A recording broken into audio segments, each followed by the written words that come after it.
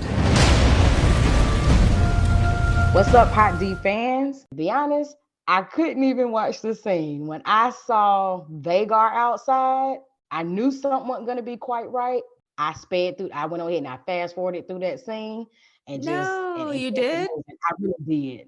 I don't think I understood what was going on at the moment. Like when baby boy showed up, hopped off his little dragon and, he was walking to the guards. I did see the dragon in the background, but for some reason it didn't click that it was Aemond's dragon. Like I thought it was because his mom, Rhaenyra, told him that the guy he was visiting, that he also, wait, did she say he had a dragon or that he's fascinated with dragons? But anyway, I thought he had a dragon. I just didn't put two and two together. So I, like you, was surprised that Aemond was in there. And for some reason, I don't even know why, I was like, they wouldn't kill this little boy off. We can't say they wouldn't because we know they absolutely the fuck Right. would. That's what I was like. I was not expecting it to happen like this. But let me tell you what was crazy though. You could see Rhaenyra's face when her boys, they kind of stepped up and wanted to help before they left. You could see it on her face. She almost paused before she said, okay. Her being a mom, she can just sense that my boys are too young. They're probably not fighting wise. They're probably not the best at it. I sensed it then, but I still could not have imagined that. Yeah, I don't know. That's how I was feeling on the inside. I was like, these babies ain't ready. Like, no. But then the tasks that she gave them, I felt like they were really big tasks. I mean, yeah, it's riding a dragon into town, but they're riding into town on the brink of war. You know what I'm saying? I was like, exactly right. For their very first assignment, I felt like this was pretty big. Will anybody take these boys seriously when most of the town doesn't even think that, like, the rumors about them, well, it's not a rumor, but the legitimacy of their parentage. I just felt like maybe this is just how they do back then, where they just like throw their kids. Because even I was surprised with Rhaenys. She was like, yeah, I'm going to hop on my dragon and go to XYZ town or wherever she was going to go.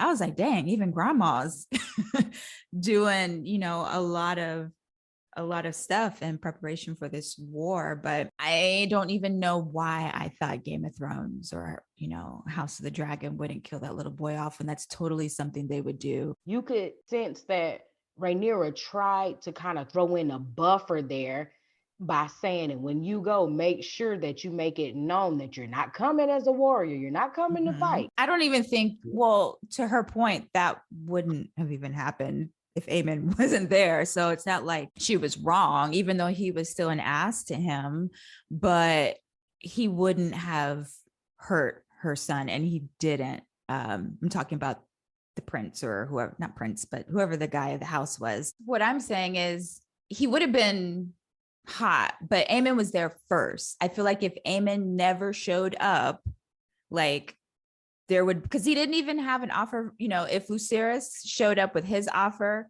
the guy's counter offer was the fact that, well, Aemond at least showed up with, whatever his offer was to marry his wife or his daughter. I don't even know what the offer was.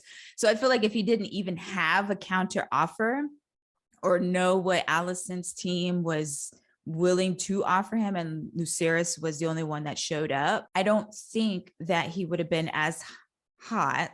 He probably still would have been on edge, but I think Aemond being there is what instigated things. I just don't see that man, he didn't seem like the type who would kill Lucerys or fight him. He might have had something snarky to say, or maybe even send the boy off saying, we're Team Alicent, but I just don't think that he would have fought that little boy or not let him leave safely. But where I was going to go, the end scene, I was so confused as to why Aemond was confused. Like, what did you expect was going to happen? So I thought it was interesting. I think that scene where he's talking to the dragon, and then another was, I think it's pivotal to, well, something was said.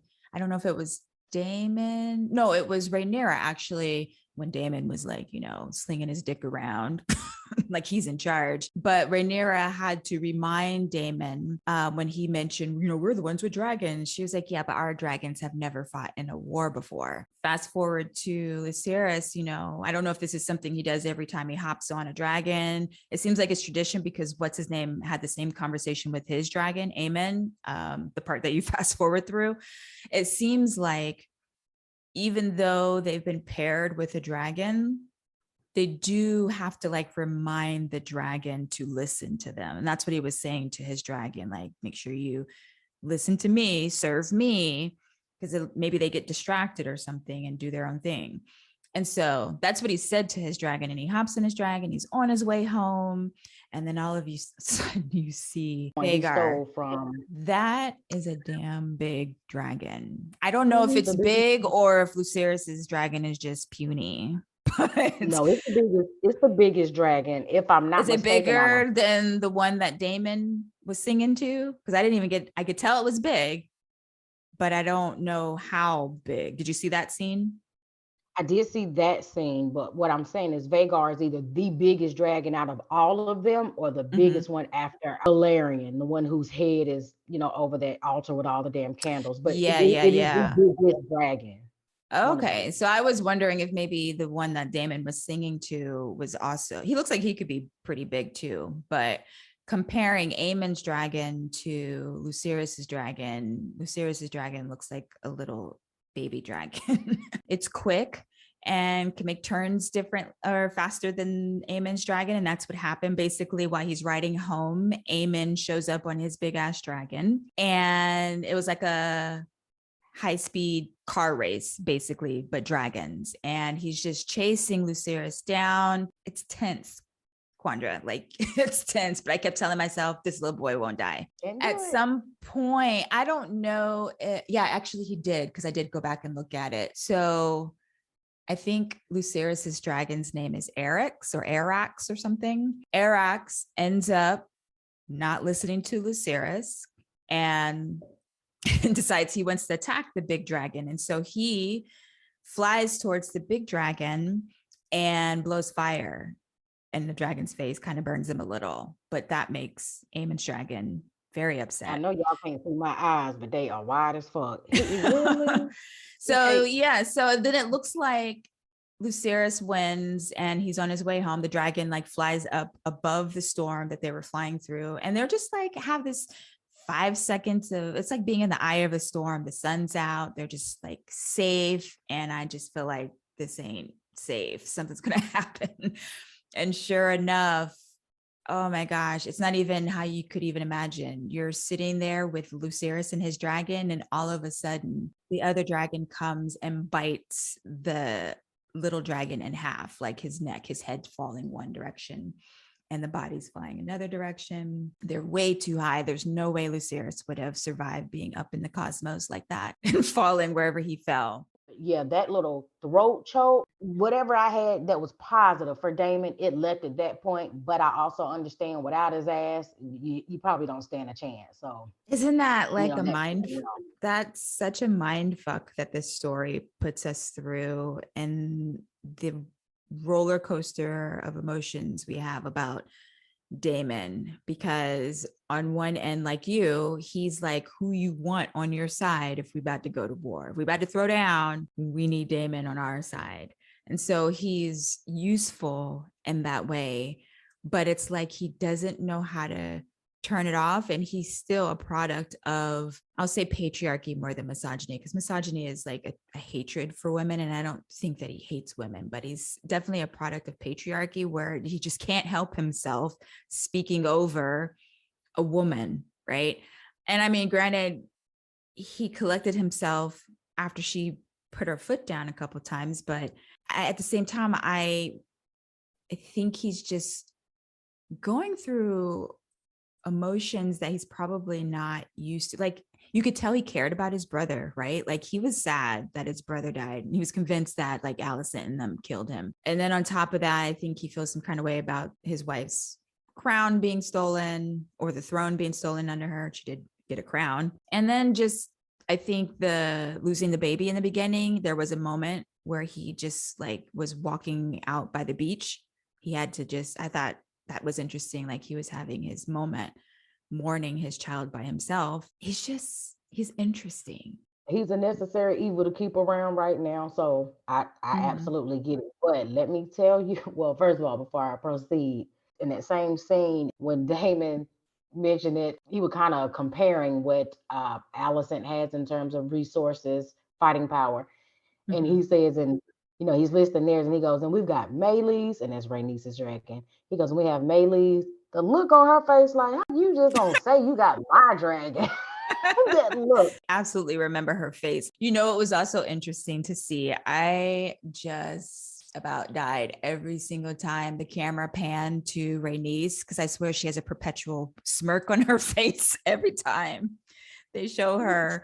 It was one scene where something that was not a smirkable moment, she had it on her face. I'm like, is that a smirk or is that her I resting feel smirk? I'm like, exactly.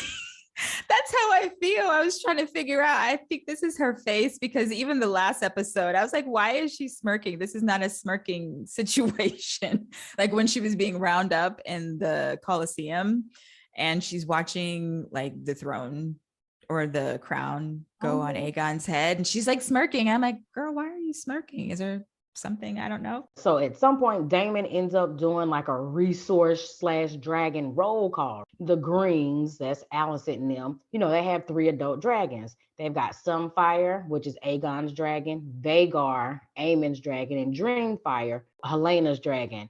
Speaking of her, I mean, do they really have that one though? Because Helena, she here, but she ain't here. No, I'm serious. She here, but No, she ain't here. no, between that and I feel the same way about Aegon. I'm like, does he even ride dragons still? Because he's a mess. Has he been practicing? Because I feel like he's been running from his duties his whole life. I don't even know if he still knows how to ride a dragon.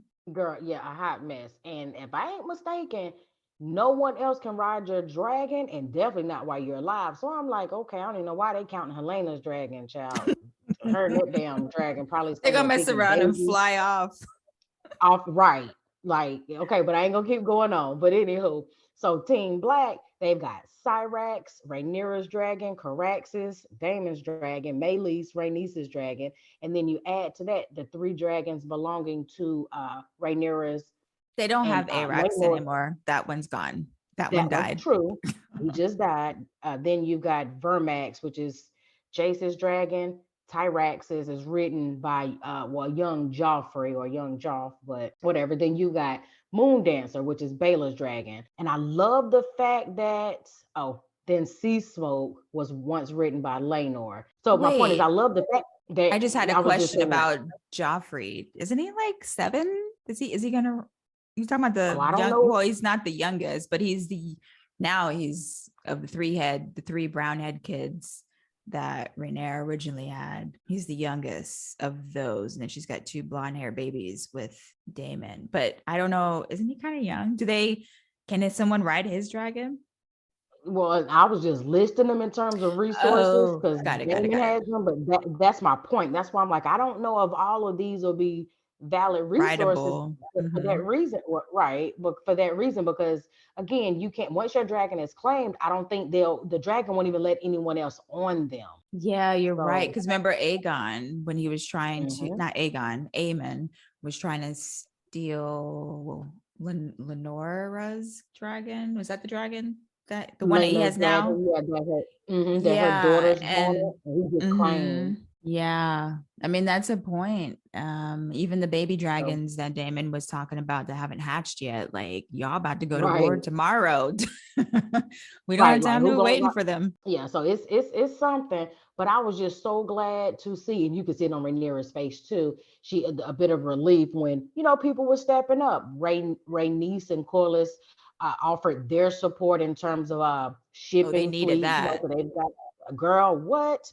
Then you got other families and other houses that were there that kind of pledged their support too. So I'm sitting here thinking, okay, this is Game of Thrones esque. So it's like, wait a minute, I can't get my hopes up because what? It seems like Mhm. the blacks have all the resources, but what is the damn ace in the hole or whatever that we ain't seen yet on their side? So Yeah, well, without me they giving have away the any whole spoilers, kingdom. They have the king's guards. They have Kristen and whoever he's been training.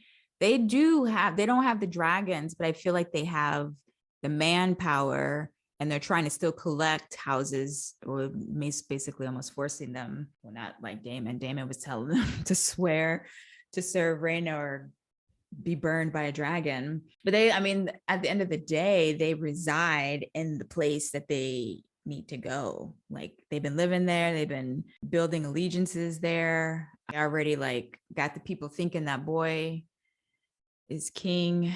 So it's interesting. I don't know why I was hoping to see some war scenes this episode, but I guess that is kind of soon. Hopefully we see something pop off.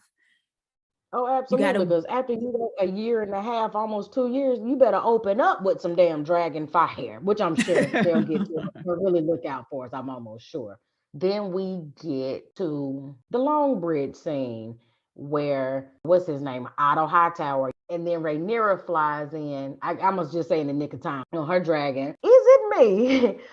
But when her dragon came in, they gave her dragon a little bit too much vocal play, and the way that dragon was sounding, it wasn't intimidating at all. I'm like, why that dragon? They could have made that dragon sound for as much audio as they try to give that dragon.